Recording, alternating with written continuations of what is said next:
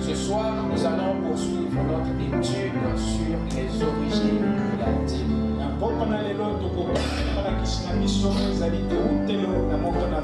Les origines de la dîme.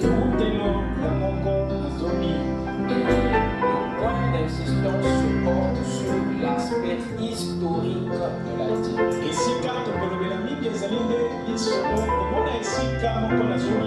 Amen. Amen.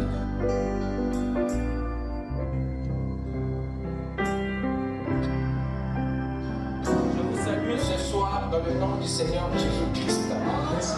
C'est encore un privilège que Dieu nous a donné de venir dans sa présence ce soir. Amen. Amen. Sans plus tarder, nous allons nous mettre debout pour lire les Saintes Écritures.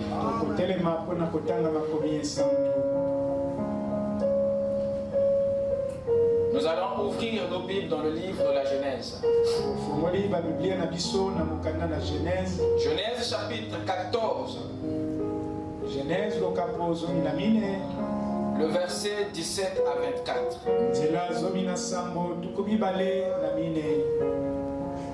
Je crois que chacun a sa Bible.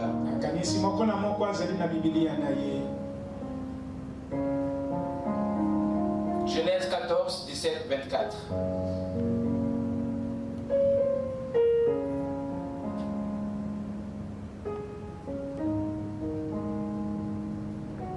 Après qu'Abraham fut revenu vainqueur de Kedelaomer et des rois qui étaient avec lui,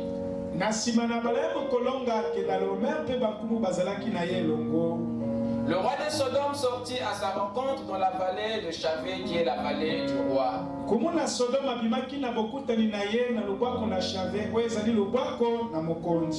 Melchisedec, roi de Salem, fit apporter du pain et du vin. Melchisedec,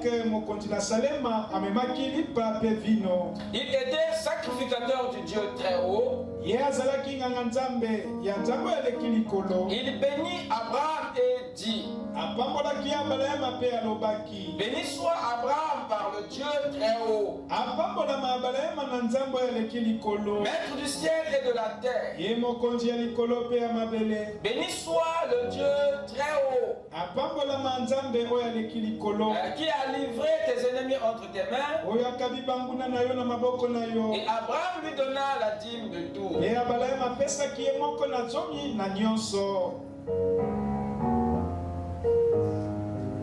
Le roi de Sodome dit à Abraham: donne-moi les personnes et prends pour toi les richesses. Abraham répondit au roi de Sodome: je lève la main vers l'Éternel,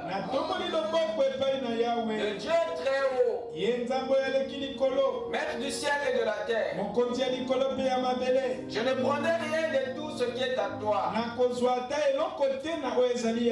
même un fil, ni un cordon de soulier, afin que tu ne dises pas: j'ai enrichi Abraham. Rien pour moi, seulement ce qu'ont mangé les jeunes gens et la part des hommes qui ont marché avec moi. Aner, Escol et Mamré. Eux, ils prendront leur part. Amen. Amen. Prions le Seigneur. Oui, c'est vrai, Seigneur. Nos cœurs se sont tournés vers toi ce soir, parce que tu es l'amour de notre vie. Auprès de qui irons-nous, Seigneur? Seul toi qui as la vie éternelle. C'est pourquoi nous venons vers, afin que tu abreuves notre âme et que tu nous remplisses de ce qui nous manque.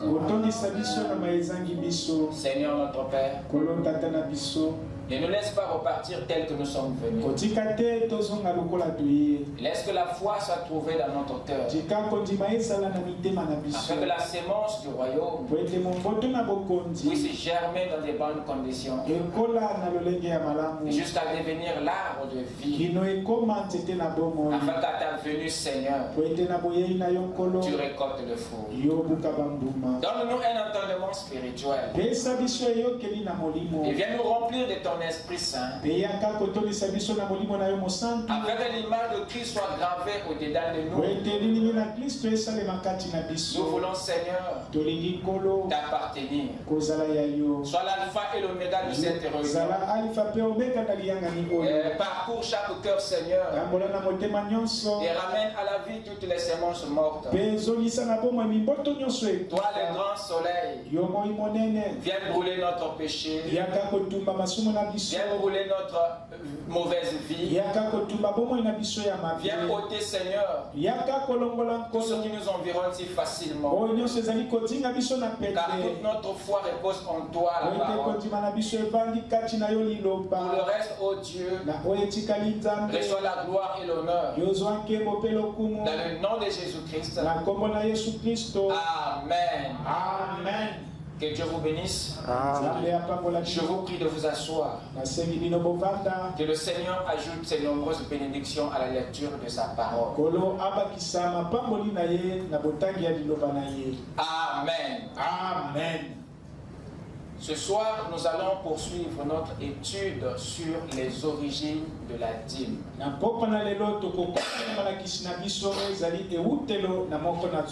Les origines de la dîme. Et le point d'insistance se porte sur l'aspect historique de la dîme.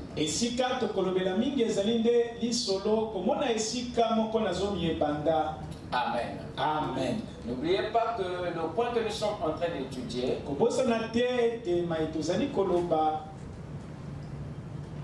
est l'un des principes de la richesse de Salomon. Ce principe qui vient juste après le travail. Alors, nous avons vu quelque chose de très particulier dans cette écriture. Vous êtes prêts? Amen. Suivez-moi attentivement. S'il y a lieu de prendre des notes, prenez.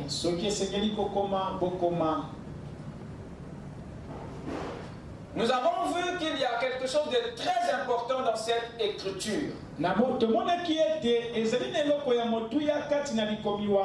nous avons le devoir de très bien le saisir.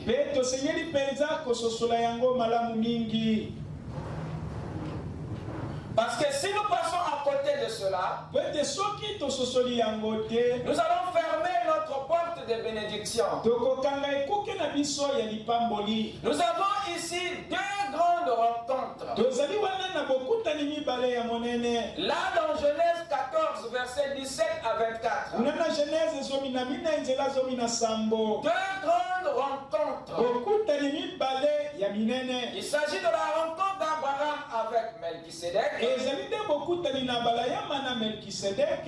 la rencontre d'Abraham avec le roi de Sodome. Deux grandes rencontres. Et cette rencontre d'Abraham avec Melchisedec, nous avons vu qu'elle était l'une des 7 grandes visitations qu'Abraham a connues au jour de sa chair.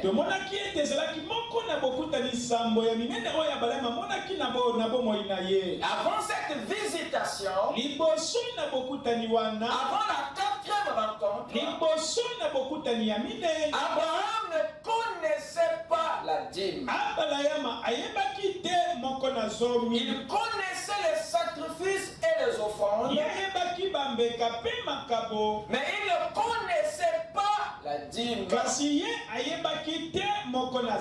Le savoir qu'il avait de Dieu et de la parole avant cette rencontre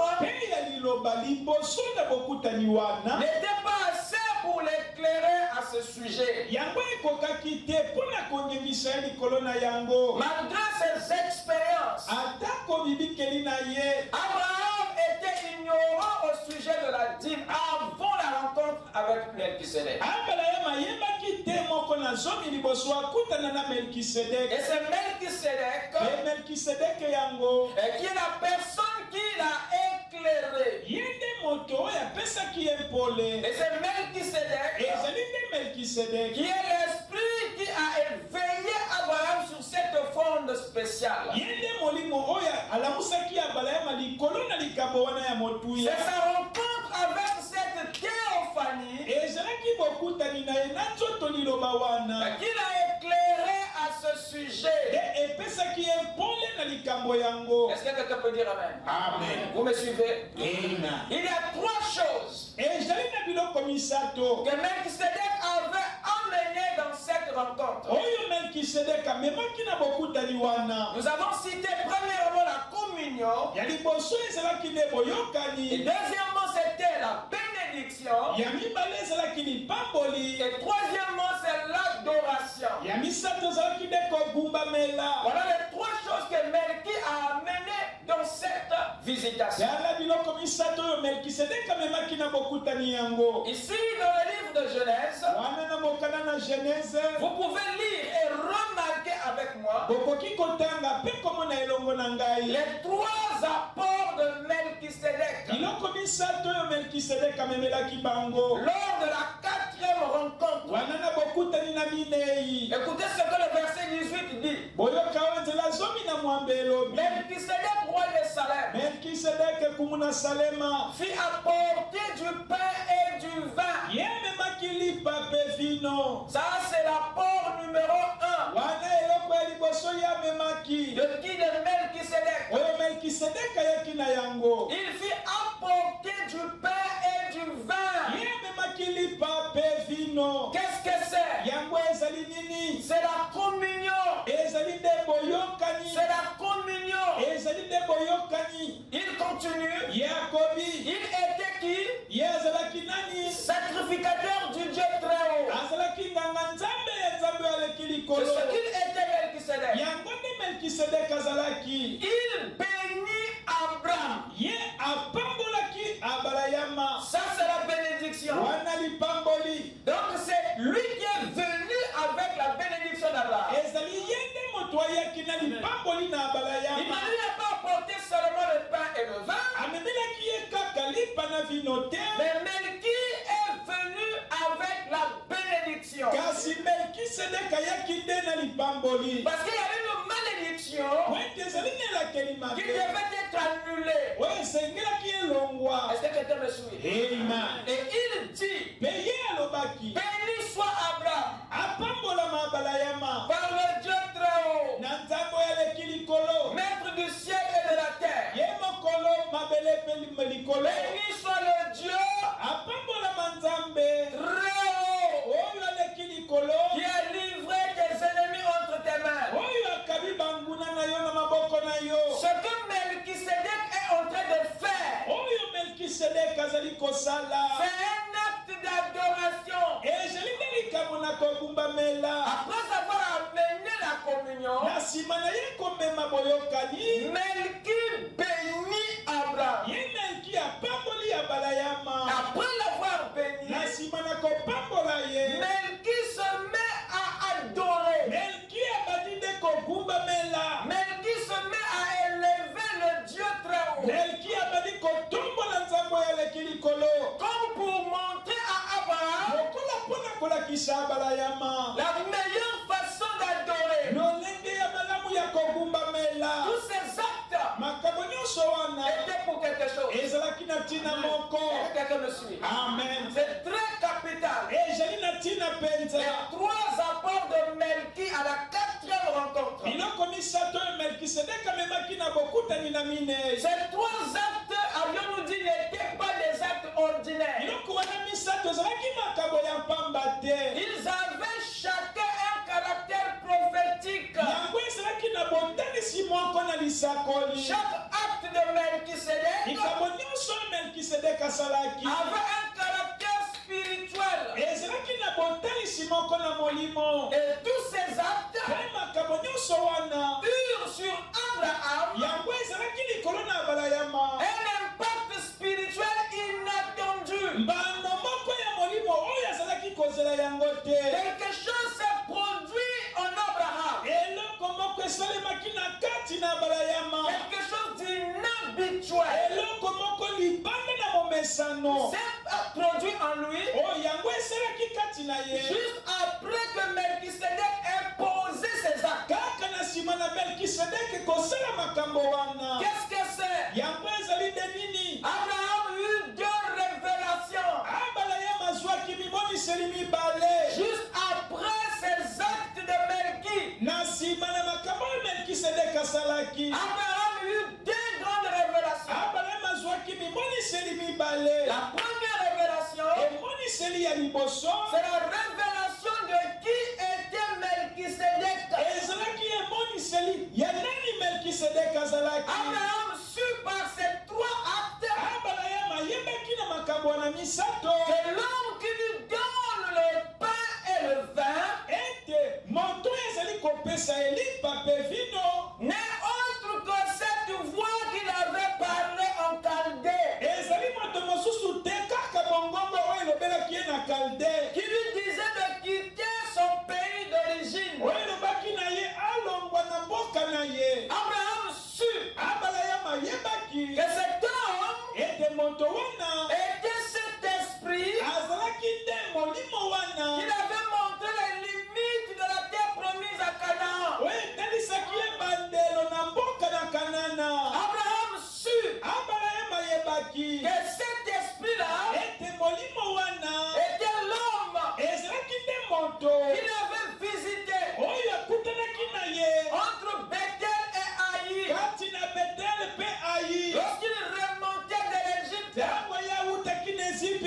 Abraham sut que cet esprit, que cet homme était celui-là, cette force qu'il avait protégée dans la bataille des rois. Il a compris que ce Melchisedec n'est autre que cet esprit qui a empêché les rois de tuer Lot et sa famille. Abraham a compris que Melchisedec n'est autre que cet esprit qui les a rendus victorieux dans la bataille. Abraham a saisi que cet homme n'est autre que celui qui l'a rendu maître du butin. Abraham a compris que ce Melchisedec est cet esprit, cette personne qui a livré les rois entre ses mains. Voilà la première révélation qu'Abraham a eue de cette théophanie qui était venue à sa rencontre avec le pain et le vin, la bénédiction et l'adoration. C'est cette révélation spirituelle de qui était Melchisedec qui a conduit Abraham à une autre révélation qui est la révélation de la dîme. Est-ce que quelqu'un m'écoute? Abraham fut aussitôt inspiré, fut aussitôt révélé, il fut aussitôt poussé et conduit à donner à cet homme ce qu'il n'avait jamais donné auparavant. Qu'est-ce? La dîme. Est-ce que quelqu'un m'écoute? Amen. Abraham l'a donné. Abraham l'a donné pas pour être béni,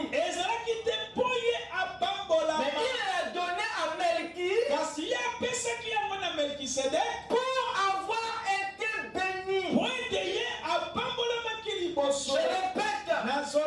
Abraham donna la dîme à Melchisedec. Pas pour être béni. Mais il a donné pour avoir été béni. Car la dîme n'est pas une demande de bénédiction. Mais la dîme est un acte d'action de grâce. Est un acte de reconnaissance d'Abraham envers Melchisedec pour son intervention dans la bataille, pour sa protection dans le combat, pour la délivrance de l'homme et sa famille, pour le retour des peuples, pour la victoire imméritée. C'était un acte de reconnaissance pour la victoire, pour le butin, pour le pain et le vin, pour sa bénédiction. Qui parmi nous ici peut dire que Dieu ne l'a jamais intervenu dans sa vie? Qui ici peut dire que Dieu ne l'a jamais protégé de quelque chose? Qui ici peut dire que Dieu ne l'a jamais visité? Qui parmi nous ici peut dire que Dieu ne l'a jamais donné quelque chose? Qui parmi nous ici peut dire que Dieu ne l'a jamais béni? Il n'y a aucune raison pour nous d'être ingrats si nous reconnaissons avoir bénéficié quelque chose de Dieu. Dans la liste d'Abraham, chacun de nous reconnaît une action de Dieu. Il n'y a aucune raison d'être ingrat. Si quelque part tu reconnais la main de Dieu dans ta vie, est-ce que je peux entendre la main? Abraham n'a pas donné la dîme pour être béni, mais il a donné pour avoir été béni. La dîme fut pour lui un acte de reconnaissance envers la source de sa bénédiction. Elle n'a pas non plus été donnée pour demander une bénédiction à Dieu. Mais la dîme a été donnée pour remercier Dieu pour sa bénédiction. Ce qui revient à dire, et nous en tant que chrétiens, nous devons connaître le premier principe de la dîme. On ne donne pas la dîme pour être béni, mais on la donne pour avoir été béni. Et chacun de vous est béni quelque part. Tu ne peux pas dire que là où tu es assis, il n'y a aucune bénédiction. C'est toi qui es aveugle à l'action céleste de Dieu dans ta vie. Je parle à quelqu'un. Amen. C'est la première raison de la dîme. C'est la première motivation.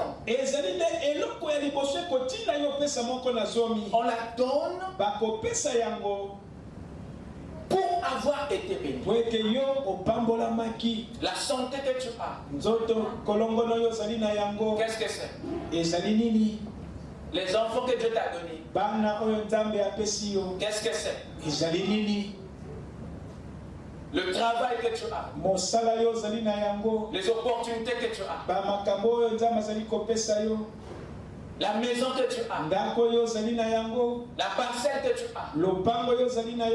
Peu importe là où elle se trouve, même si c'est à Maloueka.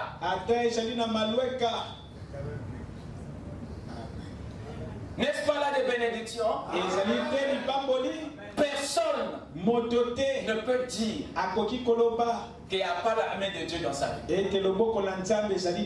le diable, là où il se tient, il sait ce que Dieu fait dans sa vie.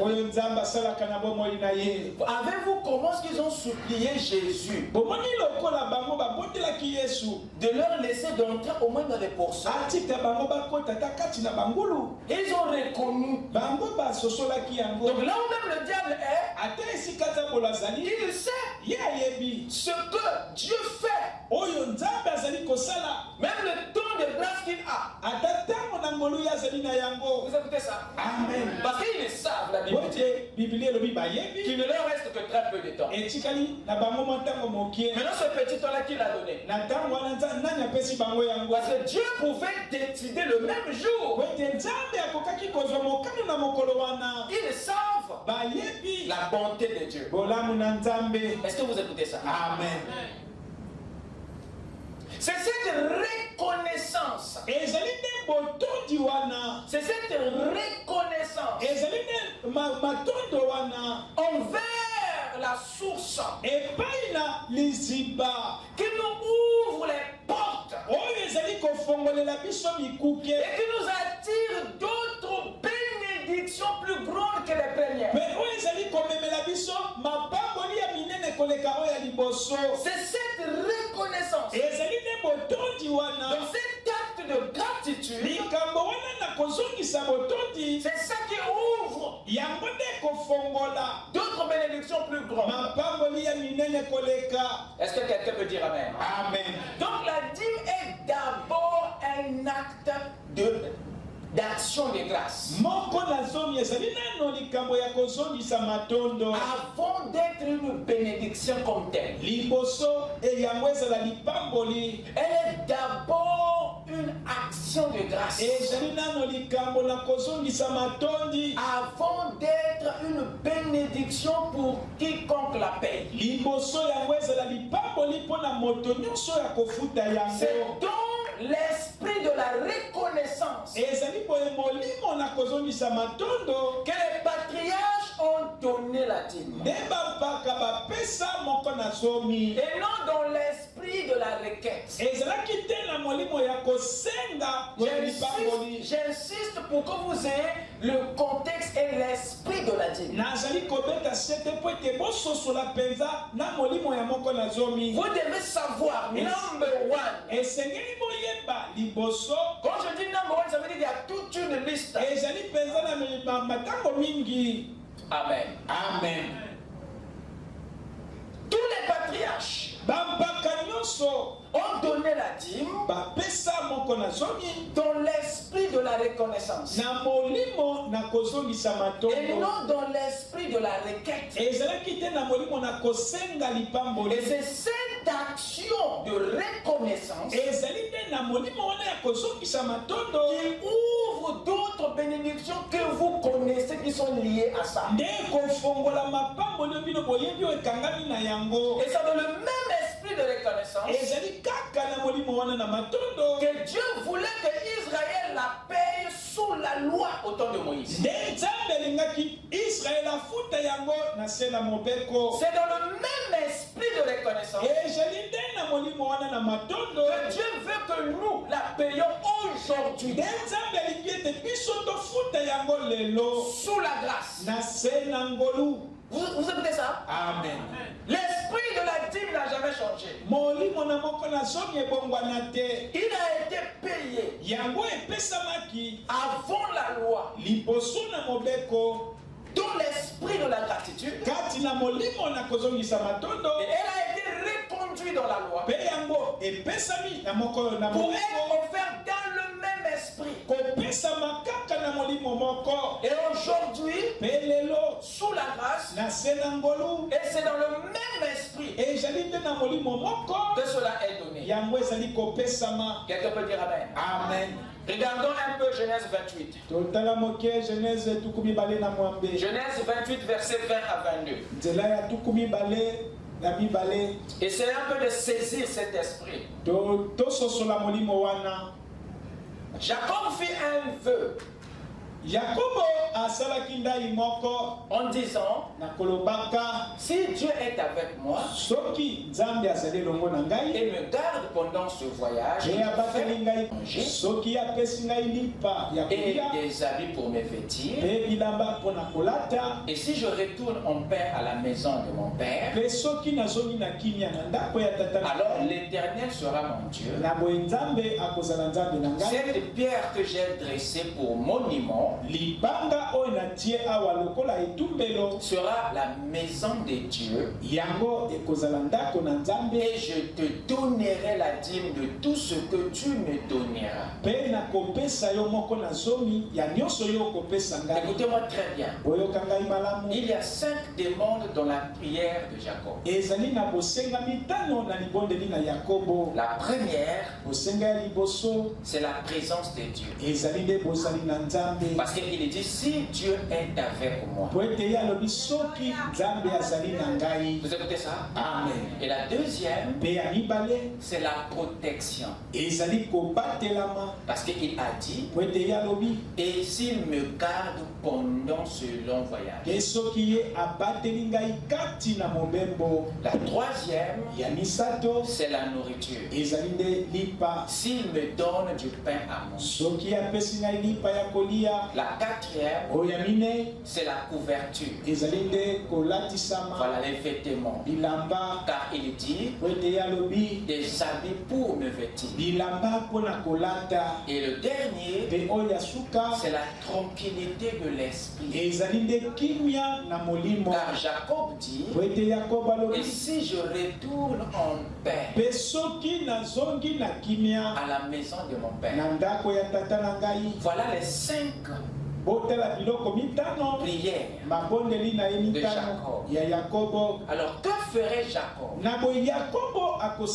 si Dieu accomplissait ses vœux? Que ferait-il si Dieu accomplissait ses vœux?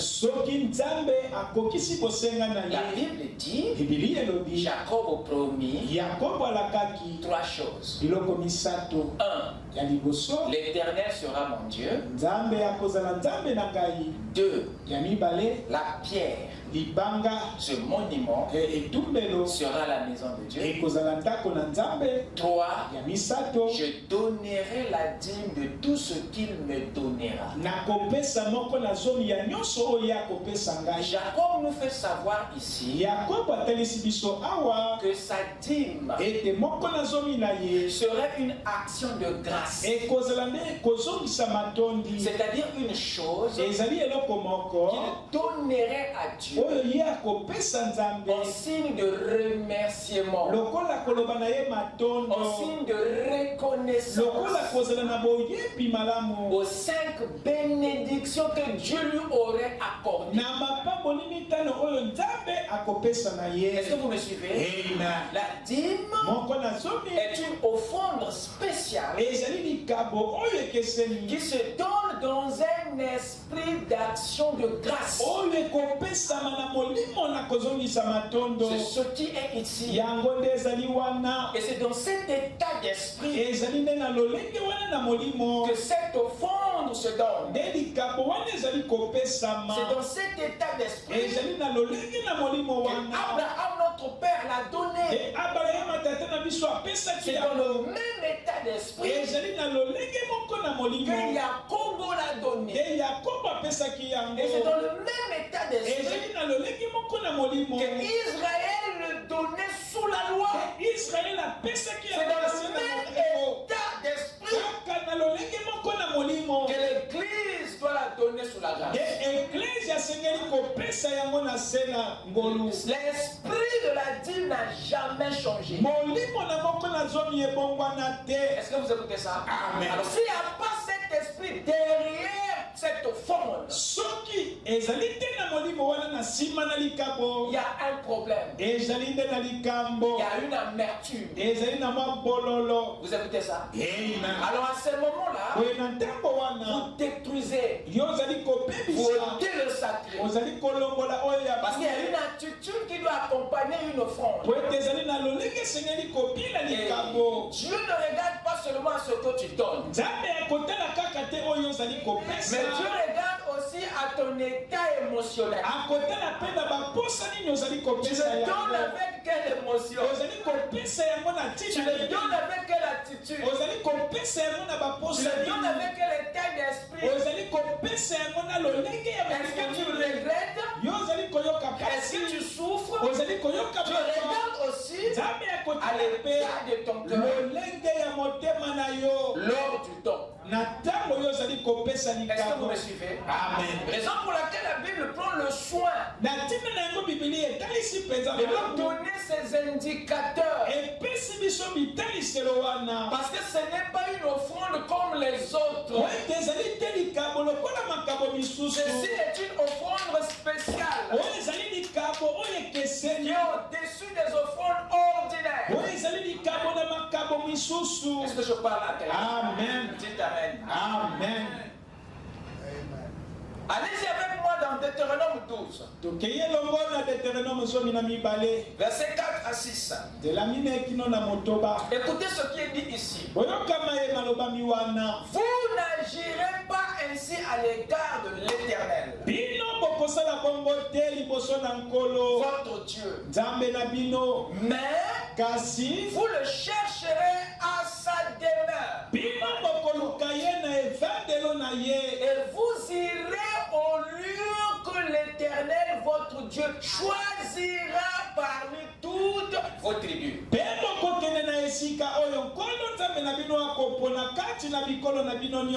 Pour y placer son nom. C'est là. C'est là. Il y a un lieu. Il y a un lieu. Vous écoutez ça? Amen. Il y a un lieu. Et Dieu explique ici. Parce que vous vous confondez. Nous nous confondons. Les lieux d'adoration. Il dit, c'est là que vous présenterez vos holocaustes. Quoi encore? Vos sacrifices. Vos dîmes. Vos prémices. Vos offrandes. En accomplissement d'un vœu. Ce que je veux te dire, que tout ce qui a été fait là, c'est un acte d'action de grâce. Donc il y a eu un vœu que Dieu a eu à accomplir. Il y a une bénédiction que Dieu t'a eu à te donner. Et voilà pourquoi ces choses sont données. Et il précise le lieu. En accomplissement d'un vœu. Qui accomplit ce vœu? L'Éternel. Donc après que Dieu ait accompli un vœu, une prière, un souhait, après que Dieu t'ait béni quelque part, voilà l'action de grâce. Amen. Amen. Amen. Amen. Proverbe 3, versets 9 à 10. Honore l'Éternel avec tes biens et avec tes prémices de tout ton revenu. Alors tes greniers seront remplis d'abondance et tes cuves regorgeront de mou. Remarquez très bien cette écriture. Il y a ce que toi tu fais et il y a ce que Dieu fait. Il y a ce que nous faisons et il y a ce que Dieu fait. Remarquez une chose. Ce que Dieu fait ici n'est qu'une conséquence de ton action. Et qu'est-ce que nous avons fait? Quelle est notre action? C'est celui d'honorer qui Dieu avec nos biens. Donc lorsque tu l'honores, dans le mot honorer là, il y a la reconnaissance. Et quand tu es reconnaissant que les biens que tu possèdes viennent de lui, donc cette action de reconnaissance, c'est un acte qui se fait par un don. Donc là-dedans, il y a ce dont nous parlons. Donner la dîme, c'est une façon d'honorer Dieu. Et quand tu honores Dieu par la dîme, alors c'est là que les éclous des cieux s'ouvrent pour remplir tes greniers. C'est là que les bénédictions supérieures aux biens se déversent. En fait, ceci n'est qu'une conséquence de ton action de grâce, de ton respect envers ta source, de ta gratitude. Donc il y a la gratitude pour l'action de grâce dans le mot honoré. Est-ce que vous écoutez ça? Alors tes greniers, ça ce n'est qu'une conséquence de mon action de grâce, du fait que j'ai honoré l'Éternel avec ce qu'il m'a donné. Amen. Amen. Amen. Amen. Frère Branham dit ceci. C'est une écriture qui vous est déjà familière. Je le ramène ici pour une très bonne compréhension. Parce que mon but ici est que vous saisissez l'esprit de la dîme. Qu'est-ce qu'il dit le prophète? Il dit ceci dans Influence. Paragraphe 98. S'il vous donne un travail comme fermier, soyez un bon fermier. Si Dieu vous bénit dans ce travail, payez vos dîmes et quoi que ce soit d'autre, vos offrandes, afin d'aider le ministère à aller de l'avant. S'il a fait de vous un mécanicien et qu'il vous a béni dans ce travail, tenez-vous-en à ça et remerciez-le pour cela. L'action de grâce. Est-ce que quelqu'un me suit? Amen. Beaucoup de gens pensent que la dîme vient de Moïse, que la dîme vient de la loi. Beaucoup pensent qu'elle tire ses origines de Moïse et de la loi, alors que sa pratique remonte avant Moïse, avant la loi. Moïse n'est pas le repère. Moïse n'est pas le repère historique et générationnel des chrétiens sur la dîme. C'est pas Moïse et la loi qui sont les repères pour nous, les croyants. Vous allez me dire pourquoi. C'est Abraham qui est le repère pour nous. Sur cette révélation, c'est pas Moïse, c'est pas la loi. Vous écoutez ça? Amen. Pourquoi? Parce que ce n'est pas sous Moïse, ce n'est pas sous la loi que la dîme est née. Mais c'est sous Abraham, c'est sous la grâce que la dîme tire ses origines, que la dîme tire sa pratique.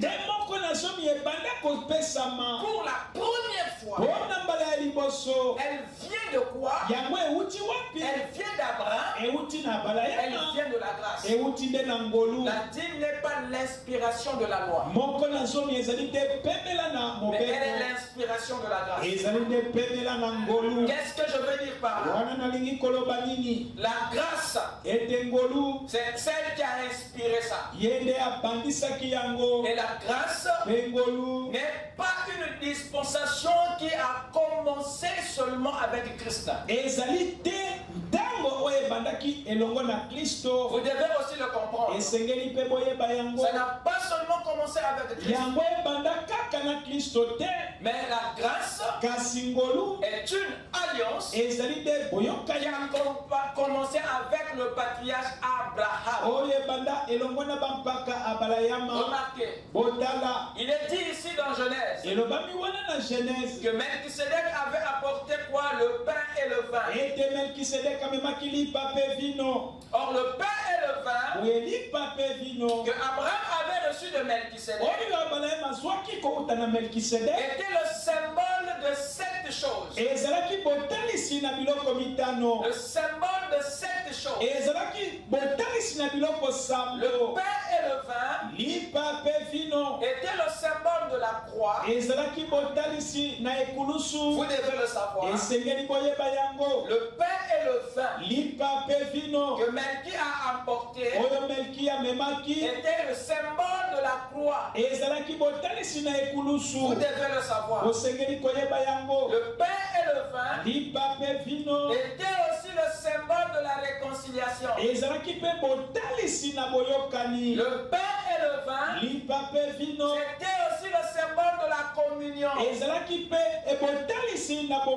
C'était aussi le symbole de la relation spirituelle restaurée. C'était aussi le symbole de la grâce de Dieu envers l'homme. Le pain et le vin étaient le symbole de la restauration. Le pain et le vin étaient aussi le symbole d'une alliance inconditionnelle entre Dieu et l'homme restauré. Donc ce n'était pas des choses simples que Melchisedec avait amenées à Abraham. Voyez-vous, il avait dans ses mains les éléments qui composaient son être. Melchisedec avait en sa possession les éléments qui représentaient son corps et son sang. Les éléments qui représentaient la lettre et son esprit. Melchisedec détenait les éléments qui représentaient la nouvelle alliance. Est-ce que vous écoutez ça? Remarquez une chose. Allons-y dans Matthieu 26. Pendant qu'il mangeait, Jésus prit du pain. Et après avoir rendu grâce, il le rompit et le donna aux disciples en disant: prenez, manger, ceci aime encore. Le pain, c'est amen. Il donne aux disciples comme étant le symbole de quoi? Des encore. Il prit ensuite une coupe. Et après l'avoir rendu grâce, il leur donna en disant, buvez-en tous, car ceci est quoi? Mon sang, le sang de l'alliance, qui est répandu pour plusieurs, pour la rémission des péchés. Vous écoutez ça? Amen. Ici nous avons dans la communion de Jésus avec les apôtres les mêmes éléments que Melchi avait apporté chez Abraham. Les mêmes éléments. Ça ne peut pas signifier autre chose. Est-ce que vous voyez ça? C'est pas tout. Allons-y avec moi dans Jean. C'est très petit mais lisez. Je suis le pain de vie. Vous écoutez ça? Amen. C'est Jésus qui parle. Je suis le pain de vie. Vos pères ont mangé la manne dans le désert. Et ils sont morts. Vous écoutez ça? Amen. Oh, Abraham n'avait pas reçu la manne. Ce que Melchi avait amené chez Abraham, c'était pas la manne. La manne, ce sont les pères qui étaient dans le désert qui l'avaient mangé. Mais Abraham n'avait pas mangé la manne. Jésus est précis ici. Vos pères ont mangé la manne où? Dans le désert. Et ils sont morts. C'est ici le pain qui descend du ciel. Afin que celui qui en mange ne meure pas. Je suis le pain vivant qui est descendu du ciel. Si quelqu'un mange de ce pain, il vivra éternellement. Et le pain que je donnerai, c'est ma chair que je donnerai pour la vie du monde. Là-dessus, les Juifs disputaient maintenant entre eux. Parce que c'était trop fort. Alors le Seigneur a dit, comment peut-il nous donner sa chair à manger? Jésus leur dit, en vérité, je vous le dis. Il appuie encore. Si vous ne mangez pas ma chair, si vous ne mangez la chair du Fils de l'homme, si vous ne buvez son sang, les mêmes éléments que Melchisedec avait apporté. Donc ce que avait refusé de prendre, le patriarche l'avait pris. Et si vous ne buvez pas, vous n'aurez point la vie en vous-même. Celui qui mange ma chair et qui boit mon sang a la vie éternelle. Quelqu'un peut dire amen? Amen. Et je le ressusciterai au dernier jour. Car ma chair est vraiment une nourriture. Et mon sang est vraiment un breuvage. Mon sang est vraiment du vin. Et mon corps est vraiment du pain. Celui qui mange ma chair et qui boit mon sang demeure en moi. Donc par ce texte qui s'était passé entre Melchisedec et Abraham, vous écoutez ça? Amen. C'était la communion. C'était la communion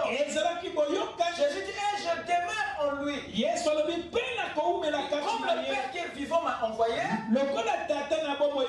et que je vis par le Père. Et si celui qui mange vivra par moi. Car ceci est le pain. C'est ici le pain qui est descendu du ciel. Il n'en est pas comme de vos pères qui ont mangé la manne, qui sont morts. Celui qui mange de ce pain vivra. Donc nous comprenons par ces écritures, mes chers amis, que Melchisédek avait rencontré Abraham pour sceller et confirmer une alliance inconditionnelle.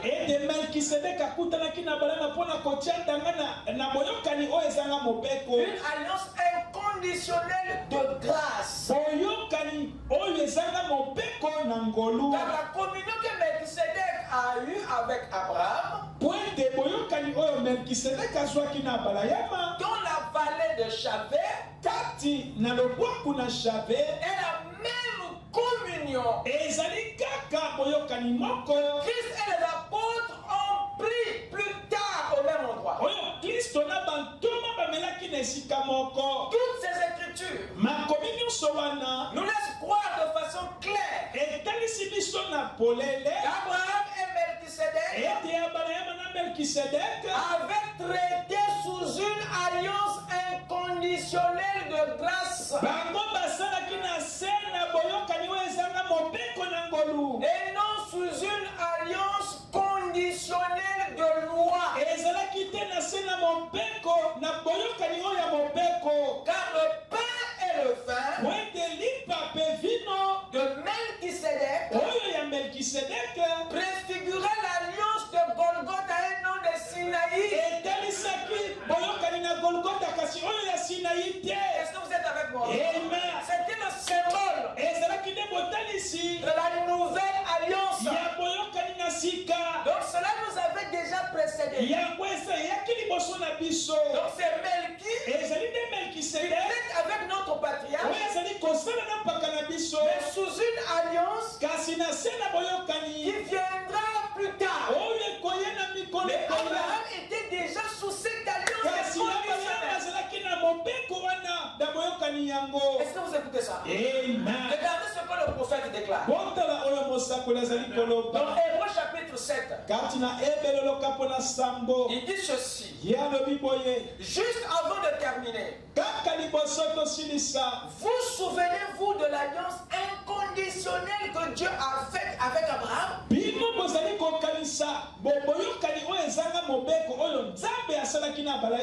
c'est sous cette alliance qu'Abraham a payé la dîme. C'est sous la grâce, pas sous la loi. La dîme n'a pas commencé sous la loi, mais ça a commencé sous l'alliance inconditionnelle. Vous ne pouvez pas associer ça à la loi. Est-ce que je parle à quelqu'un? Le prophète continue. Dans Jéhovah Jireh, numéro 1, paragraphe 57 à 60.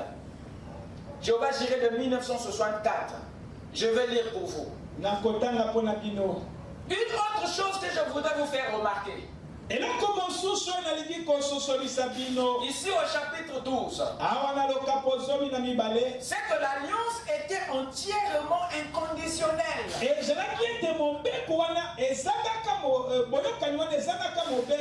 C'était sans aucune condition. Moi j'ai non pas si tu. Les si on était exclus. Moi je l'ai déjà accompli. Il a donné l'alliance à Abraham sans condition. Or, vous savez, dans l'alliance faite avec Adam, c'était si tu ne touches pas cet arbre, alors je ferai telle chose. Mais si tu y touches, alors je devrais faire telle chose. Voyez, celle-là était liée à une loi. Mais dans cette alliance-ci, j'étais déjà établi père d'une multitude de nations. Elle est entièrement inconditionnelle. Cette alliance, c'est la grâce à l'état pur. Vous écoutez ça? Amen. Moïse n'est pas. Les lois ne sont pas. Il dit une alliance, une grâce à l'état pur. La grâce, rien d'autre. La seule chose qu'il avait à faire pour que cette alliance reste en vigueur, c'était de rester et de demeurer dans le pays. Toutes les bénédictions rattachées à l'alliance les accompagnaient. La seule chose qu'ils avaient à faire, c'était de rester dans ce pays. Constatons que quand ils sont descendus en Égypte, ils ont perdu leur bénédiction, mais pas leur alliance. Vous écoutez ça? Amen. Donc quand ils étaient en Égypte, la grâce était encore là. Ils étaient toujours sous cette alliance d'Abraham. Mais ils étaient privés de la bénédiction parce qu'ils avaient quitté la position. Écoutez mes chers amis, ils ont perdu leur bénédiction, mais pas leur alliance. L'alliance était toujours là. Ils ont perdu la bénédiction, mais pas leur alliance. Parce que leur alliance, c'était la grâce sans condition. Mais à quel moment ils ont perdu cette alliance? Et dans Exode au chapitre 19, Israël a fait une des pires gaffes qu'il n'ait jamais faite. Quand il a refusé la grâce et qu'il a accepté la loi, c'est là où les choses ont basculé. Et c'est là où ils ont perdu l'alliance. Est-ce que quelqu'un me suit? Amen. Le frère Branham nous montre ici que notre patriarche Abraham était sous une alliance sans condition. Et tout ce qui s'est produit sous cette alliance n'était pas les œuvres de la loi. Cela veut simplement dire que la dîme est une œuvre de la grâce et de la loi. Elle n'est pas une inspiration de la loi, mais une révélation de la grâce. Elle n'est pas venue du sacerdoce lévitique, mais elle tire ses origines du sacerdoce de Melchisédek. C'est sous le sacerdoce de Melchisédek qu'Abraham a donné la dîme. C'est pas sous le sacerdoce lévitique aronique. Pourquoi? Parce que Abraham et Lévi, Abraham et Lévi ont tous les deux payé la dîme sous le sacerdoce Melchisédek. Et celui qui était dedans, et celui qui était dehors, tous les deux, ils ont donné la dîme à Melchisédek, pas Aaron.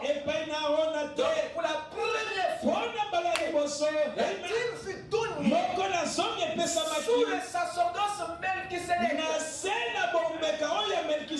Pas sous le sacerdoce d'Aaron. Pas sous le sacerdoce lévitique. Est-ce que vous voyez d'où elle est partie? Est-ce que vous voyez ses origines? Donc ne la ramenez pas. Dieu avait tellement apprécié ça qu'il l'a reconduit sous la loi au temps de Moïse.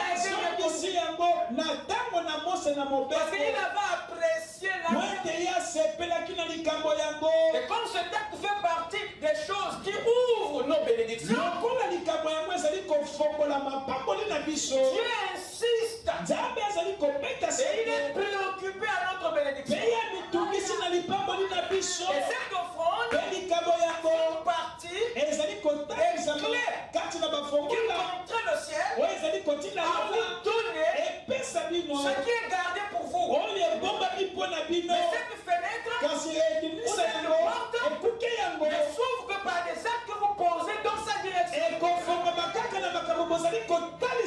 Il est tellement préoccupé afin que tes réserves célestes viennent dans ta vie. Voilà pourquoi il a reconduit ça dans la loi.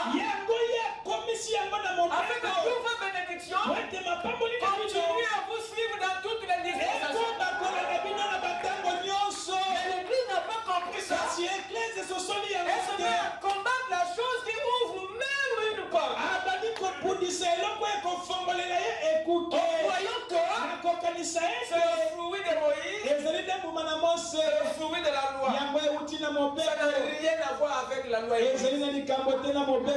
Parce que ses origines remontent avant Moïse, avant la loi. Pour la première fois, c'est pas Aaron qu'on appelle la dîme, mais c'est à Melchisédek. Quelqu'un peut dire Amen? Amen. C'est à Melchisédek. C'est au temps de Melchisédek que la dîme fut pour la première fois payée. Et non au temps de Moïse et d'Aaron. Même pas au temps de la loi. Quelqu'un peut dire Amen? Amen. Voilà d'où elle tire ses origines. De la dispensation inconditionnelle de la grâce. Et si nous sommes enfants d'Abraham, par Christ, si nous le sommes, nous agirons de la même manière que notre père Abraham. Aujourd'hui, l'Église se réclame être postérité d'Abraham. Mais comment elle n'a pas la même révélation qu'Abraham? Comment elle n'a pas la même inspiration que le patriarche? L'Église oublie que Christ est le Melchisédek du Nouveau Testament qui a visité l'Église de la manière que Melchisédek avait visité Abraham. Et tous les élus, l'épouse, qui sont au sein de l'Église auront la même révélation,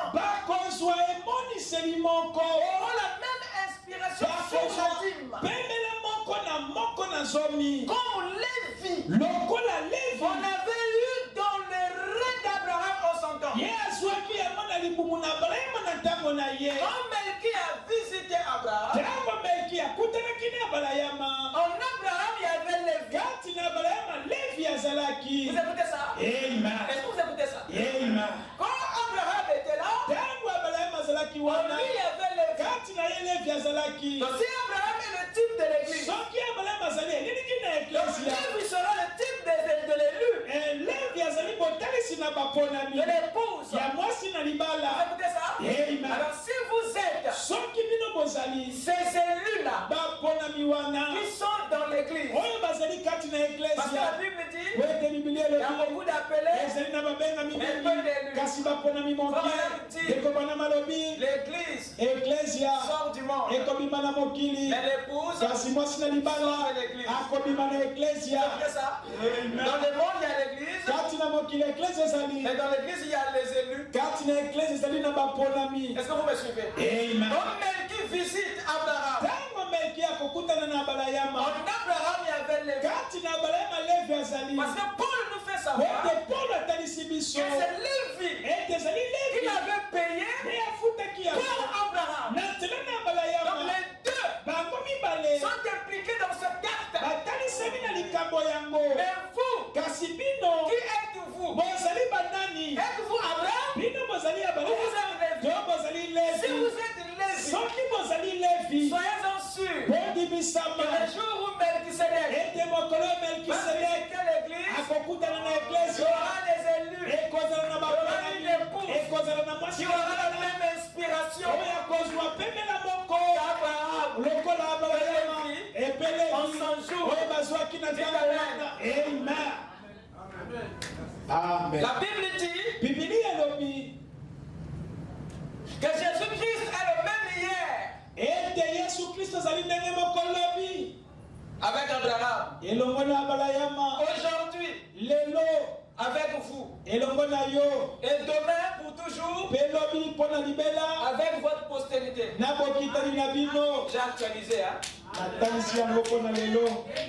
Amen. Alors si Apocalypse 10 verset 1, c'est lui Melchisedec. Quand il descend, ça veut dire que les réactions doivent être les mêmes. Si lors de sa descente, il trouve H-A-M,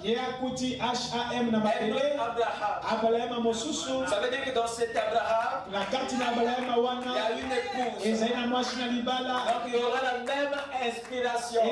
Parce que l'histoire doit se répéter chaque fois que Melchisedec rencontre.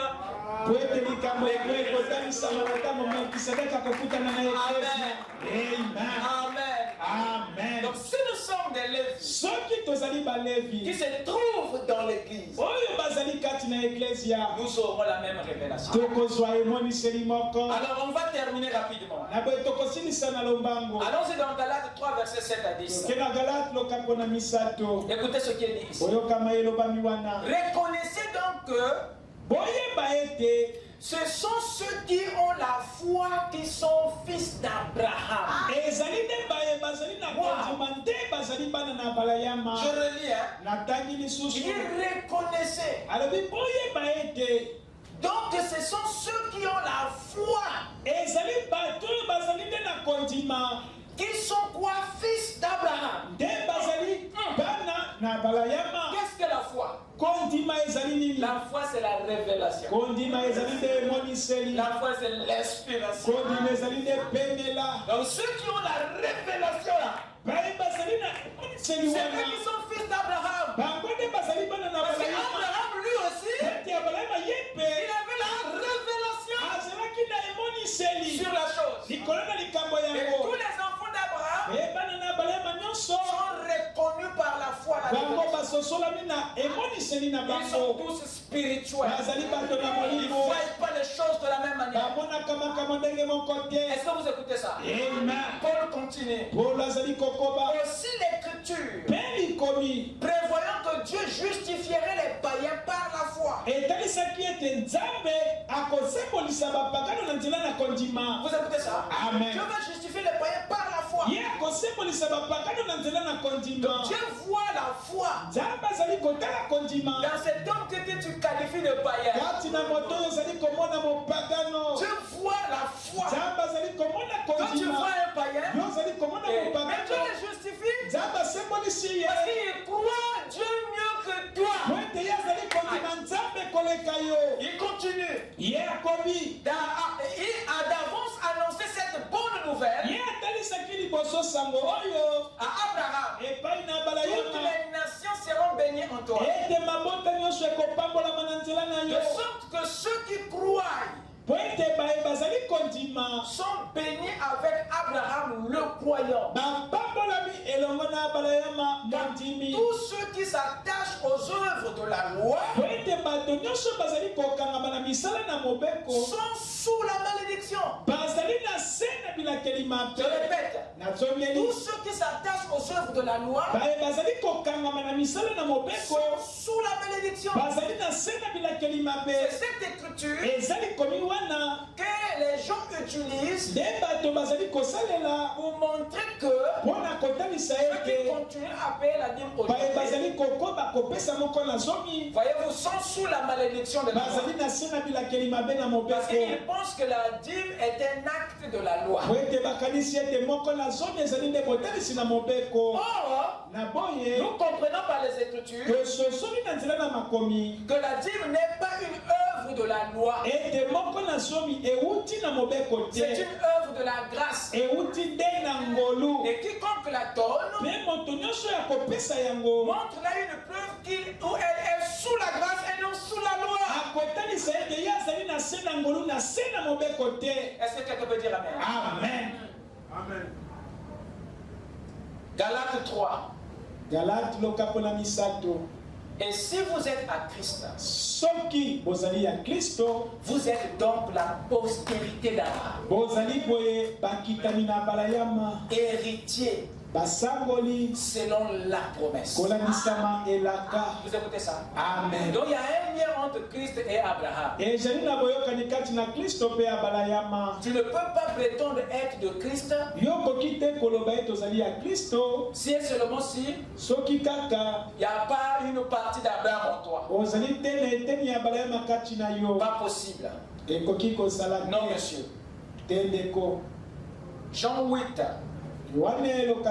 Verset 39.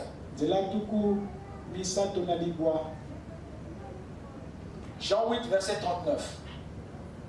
Ils lui répondirent. Ça, c'est les Juifs.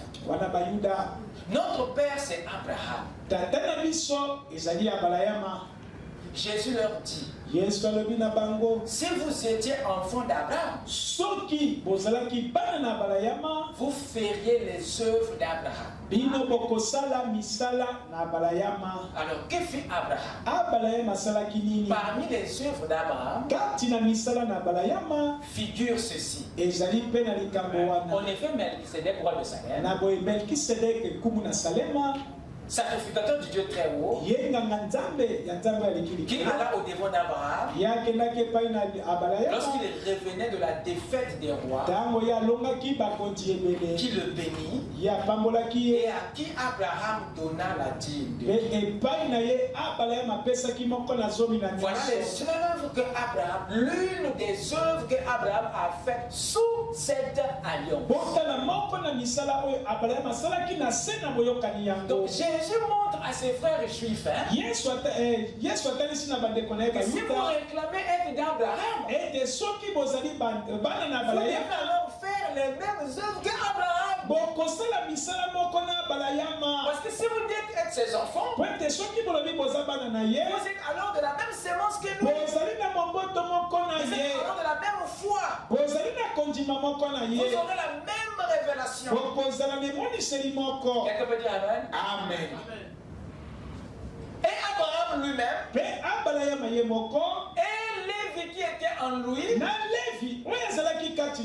ont tous eu à faire la même chose.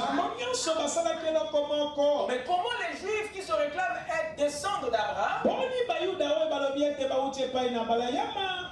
et faire autre chose? Amen. Amen. Amen. Amen. Aujourd'hui, l'église du Dieu vivant, qui est Abraham bien sûr, est à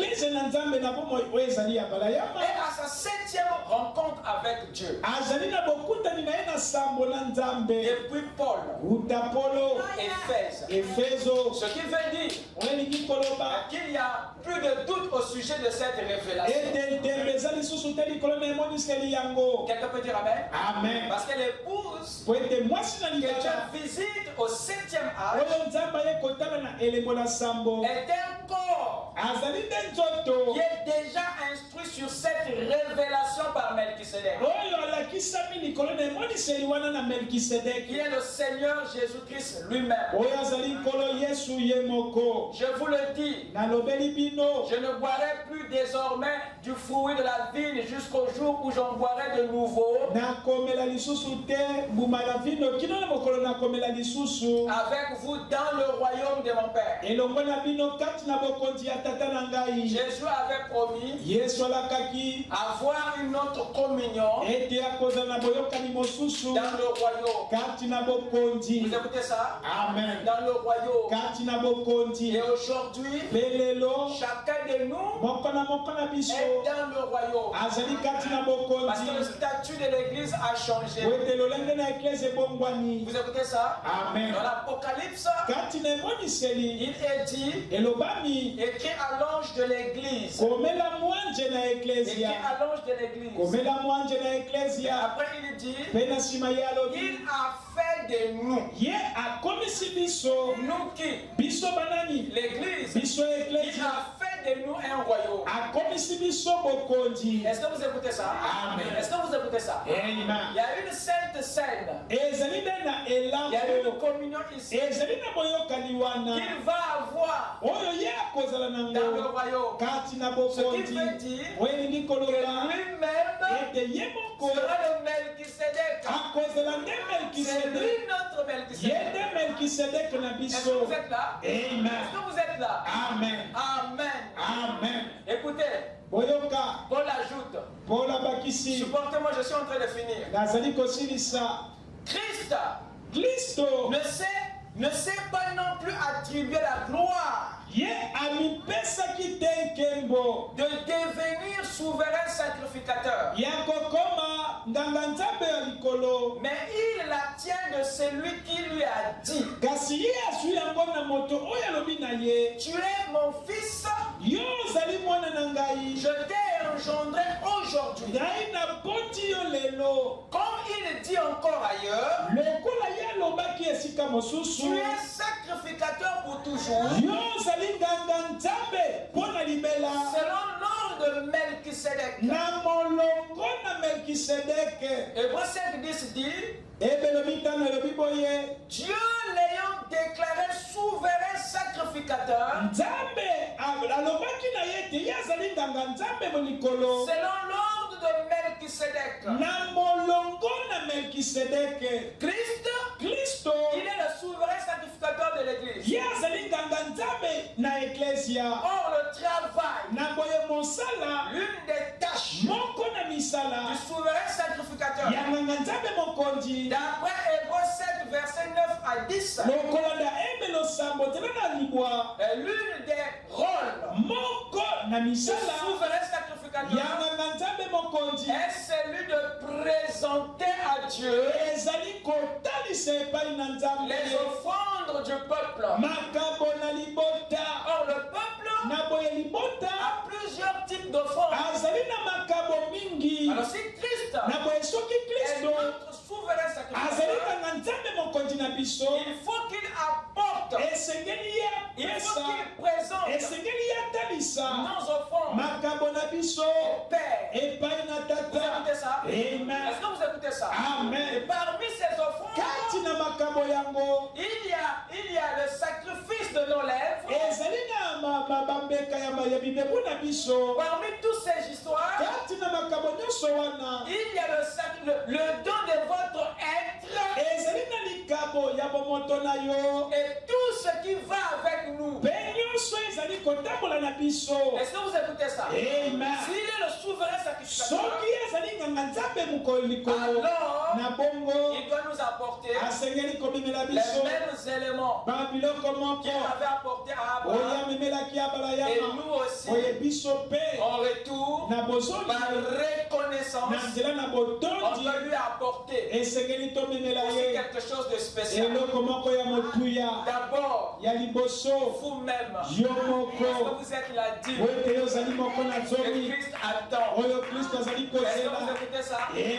Votre âme est la portion de Dieu. Est-ce que vous écoutez ça? Est-ce que vous dites Amen? Que le Seigneur vous bénisse. Amen. Amen. Amen. Amen. Amen. Lèvons-nous. Nous allons continuer dimanche.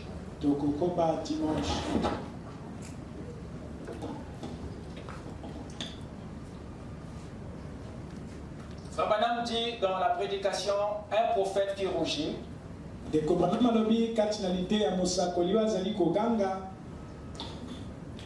que Dieu s'est déjà représenté lui-même.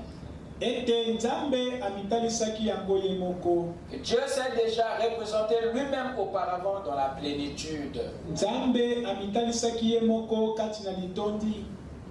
Dans le livre de la Genèse, selon l'ordre de Melchisédek, il n'avait ni père, ni mère, ni commencement de jour, ni fin d'année, ni fin de vie. Et il était un sacrificateur. Le roi de Salem, un sacrificateur de Dieu très haut, qui n'avait ni commencement ni fin. Il était nul autre que la préfiguration du Seigneur Jésus-Christ. Toutes ces choses sont des ombres qui préfiguraient Christ. Et si Christ est le souverain sacrificateur de l'épouse, alors l'épouse n'est pas sous la loi. Et l'épouse est sous une alliance inconditionnelle. Et les œuvres d'Abraham accompagnent cette épouse. Cette épouse offre à son Dieu ce qui est au-dedans et ce qui est au-dehors. Est-ce que vous écoutez ça? Amen. Les mêmes lois continuent. Les lois de la grâce. Pas les lois inconditionnelles de la loi. Avec le tête inclinée, dans la méditation,